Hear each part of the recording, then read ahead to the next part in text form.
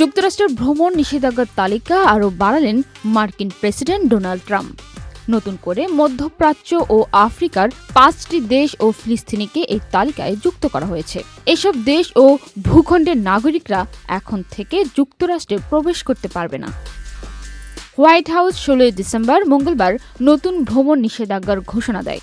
অভিবাসনের বিরুদ্ধে ট্রাম্প প্রশাসনের কঠোর অবস্থানের অংশ হিসেবেই এই সিদ্ধান্ত নেওয়া হয়েছে।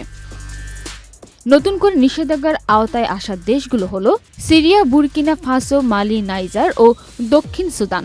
এর পাশাপাশি ফিলিস্তিনিকেও তালিকাভুক্ত করা হয়েছে।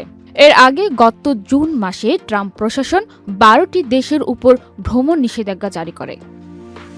ওয়াশিংটন এখনও ফিলিস্তিনিকে স্বাধীন রাষ্ট্র হিসেবে স্বীকৃতি দেয়নি, যে কারণে নথিতে সরাসরি ফিলিস্তিন রাষ্ট্র শব্দটি ব্যবহার করা হয়নি।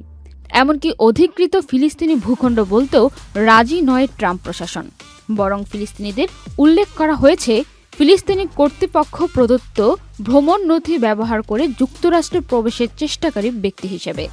নতুন রিন গভীর থেকে পরিষ্কার করে কাপড়কে রাখে নতুনের মতো উজ্জ্বল। নতুন রিন অ্যাডভান্সড পাউডার। সম্প্রতি ওয়াশিংটনের ন্যাশনাল গার্ডের 2 সদস্যকে গুলি করা হয়।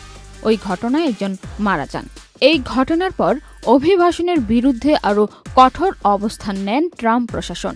এরই ধারাবাহিকতায় ট্রাম্প তৃতীয় বিশ্ব থেকে অভিবাসনের উপর স্থায়ী স্থগিতাদেশ ঘোষণা দেন। কয়েক সপ্তাহের মধ্যেই ভ্রমণ নিষেধাজ্ঞার তালিকা আরও সম্প্রসারণ করা হবে।